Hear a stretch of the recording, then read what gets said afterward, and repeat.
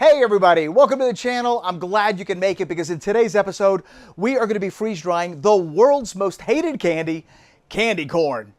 At least that's what my son tells me. He's like, Dad, nobody likes candy corn anymore. I'm like, what? I used to love it when I was a kid. Maybe it's a generational thing. Let me know in the comment section below whether you're a fan of the candy that is synonymous with the fall season. We're going to see what happens when we toss this into our Harvest Right freeze dryer. Let's get started. All right, we've got our candy corn, classic and harvest flavors, and all we're going to do here is sprinkle them onto our freeze dryer tray. And that's one of the really cool things about doing candy in your freeze dryer, although it seems a little strange. It's so easy to do, and usually the turnaround is pretty quick, just a couple of hours. This is what 5 trays of candy corn looks like, and unlike other candies that tend to expand a lot, like saltwater taffy and gummy worms and Jolly Ranchers, I don't think candy corn is going to do that, so you don't have to worry about overloading your trays. Let's go ahead and customize the setting. Notice I am getting an alert to change the oil, kind of a neat feature on the Harvest Right freeze dryer. Click the Customize button, and this is the menu that you're going to see. And when you're making candy, the first 2 options, the initial freeze and the extra freeze time, are completely irrelevant. You don't need to change those settings. But when it comes to the drying temp, we are going to crank that up. This is going to be a lot hotter than your typical candy. Notice that 150 is the hottest that it goes. And as far as extra dry time, when you're making candy, that simply denotes total dry time. And so we're just going to keep that 12 hours, but realistically, this will be done in about 3 hours. We'll just come back and check it here in a minute. Let's hit save and hit start. And we are up and running. At this point, you're going to get a couple of prompts, like it says right here. Wait 15 minutes before loading the trays.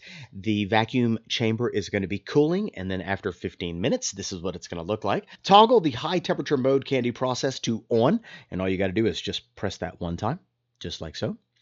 And then it says load the trays into the freeze dryer and then close the drain valve.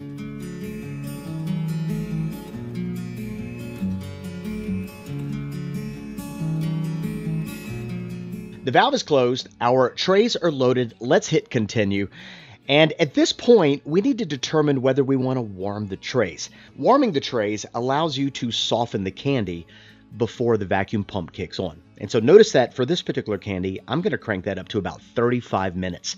That means that once the freeze dryer gets to 150 degrees, that 35-minute timer is going to count down. And our freeze dryer is going to basically turn into like a small oven. Now, this particular feature is something you're going to have to play with because times and temperatures will vary depending on where your freeze dryer is. So let's take a look at the candy corn, pull it out, and give it a taste.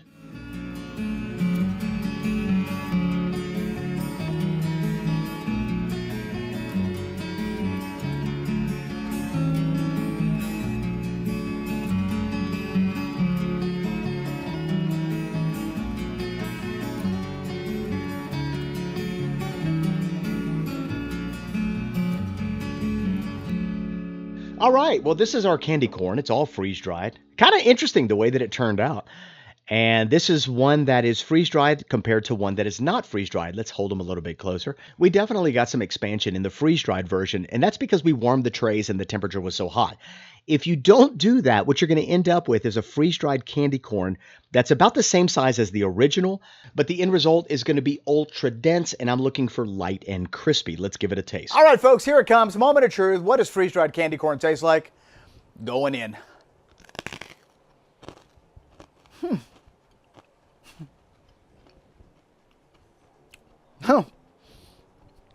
Super crunchy. I don't know if the mic picked that up, but wow, what a crunch. And it's ultra chalky. Almost like if Pez were to make their version of candy corn. Imagine what that might be like. I'm definitely picking up the honey, the vanilla, and the butter elements to this particular candy. Let me just taste one that hasn't been freeze-dried. So this is a regular one. That's nostalgic. Wow. Okay, so let me start off by saying that this just isn't a very complex flavored candy to begin with. With that being said, the freeze-dried version is bringing a lot of those flavors in a more concentrated form. Like I said earlier, the honey, the brown sugar, maybe even the butter, the vanilla, those are definitely coming out a lot stronger in the freeze-dried version. And the texture couldn't be further apart. One is soft and chewy, the other one is ultra crunchy, so I guess it just comes down to what you prefer. I will say, though, that it is a bizarre and interesting experience eating a candy that you've always known to be soft and chewy to all of a sudden have a radically different texture. Let's give this one a go.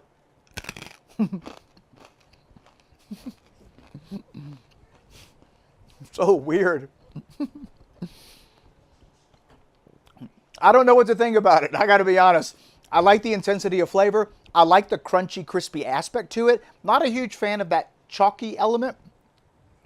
But then again, I also like the original soft and chewy. Let me know in the comment section below what you think. Are you a classic candy corn eater, or does this new version seem like something you might be into? Thanks a lot for watching this video. If you guys have any questions on how to freeze dry candy corn, you know where they go. And if you enjoyed this video, give it a great big thumbs up. If you are new here and you enjoyed today's video, hit that subscribe button and that notification bell, because we have got all sorts of amazing freeze-dried videos, food preservation, long-term storage videos with your name all over it. I don't want you to miss a single episode. Thanks a lot for watching. We'll see you in the next one. Bye-bye.